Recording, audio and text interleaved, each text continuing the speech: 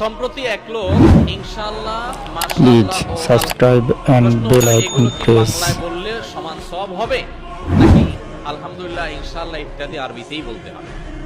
দেখুন, এই বিষয়ে একটি ভিডিও সোশ্যাল মিডিয়াতে ছড়িয়ে পড়েছে, আপনারা অনেকে দেখেছেন, এবং এক ব্যক্তি তিনি এটা নিয়ে আপত্তি তুলেছেন যে আমাদের সমাজে মুসলমানরা কথায় কথায় ভবিষ্যতে কিছু কাজ করলে বলে ইনশাআল্লাহ করব, আর কোনো কিছু অর্জিত হলে বলে আলহামদুলিল্লাহ হয়েছে, হ্যাঁ, কোনো কিছু দেখে আশ্চর্য হলে খুশি হলে বলে মাশাআল্লাহ।